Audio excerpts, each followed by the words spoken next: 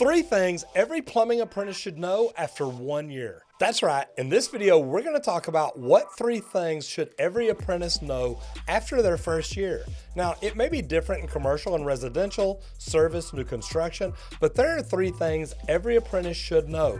And make sure you stay till the end, because I'm gonna tell you what one book can help change the way you see your career in the trades. Do me a favor and hit the subscribe button and ring the bell so you don't miss out on anything. So the first thing is, every apprentice should know how to use the tools of their trade.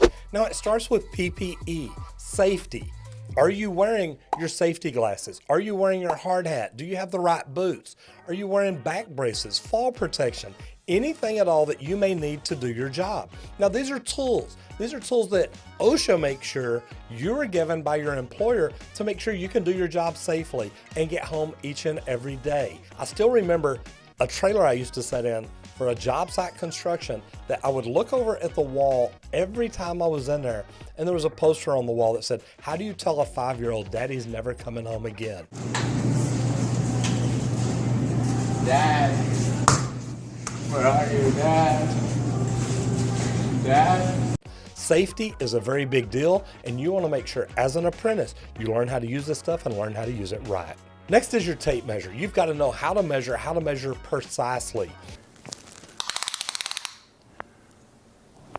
That's quite big. Impressive. Being off a little bit can cost you thousands of dollars later. So learning how to use that tape measure is a big deal. But not just the tape measure, all the hand tools of your trade.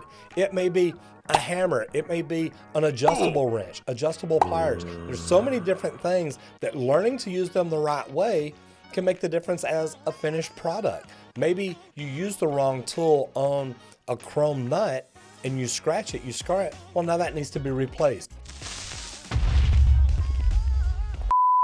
Learn how to use all your tools, learn how to use them correctly, and to be honest, at the end of the first year, each apprentice should know how to use almost every hand tool and power tool that they come in contact with. Now here's one thing, don't just tell the journeyman you're working with that you know how to use it. If they ask you, hey, have you ever used a portable bandsaw before? Look at them and say, no, I haven't, but if you'll show me, I'll make sure to listen and I'll do it right. That's all it takes. Let them know whether you have or haven't, and ask them to show you how to use it properly. Now next is, like I said, the power tools. Did I hear a drill? Dale! Power tools. Dale, no power tools! Oh, what? No power tools! You know what? I forgot I have to brush my teeth. That is not your toothbrush! Oh, okay. Well, I'm all done anyway. Power tools are something that, even if you use them right, you can get yourself in a bad situation. See, it's bad. It's so bad. There's blood everywhere. The bunk beds were a terrible idea. Why did you let us do that? It's so bad! I remember drilling an overhead anchor one day with a rotary hammer. I had on brown jersey gloves. On my left hand, the bit caught one of the gloves and spin it around the drill bit. Now, I messed up my finger. Luckily, I was able to go through physical therapy and get it back where it worked right. But I could have torn it off. I could have torn tendons, ligaments. I could have done a bunch of things. Luckily, that didn't happen. Learn not just how to use the tools properly, but what kind of PPE should you use with each tool. With the rotary hammer overhead like that, I wasn't wearing safety glasses. I was wearing a full face shield and goggles just to make sure none of the silica, none of the dust got in my eyes. So learning how to use the tools properly and having the right PPE to use with all of them, whether they're hand tools or power tools, can really be a big deal. Another good thing for tools, what about the apps? There are apps for water heaters, there are apps for piping, how far apart to put your hangers, all kinds of different things. If you use apps for your company, or if you do service out in the field, there are apps that can help you do your job better. As an apprentice, you should be able to use those apps very well. You're probably better at it than the journeyman that you work with if you'll get in and learn how to use it. And a calculator. I love a construction calculator. That way I don't have to figure everything for like a rolling offset. It's got it all built in it.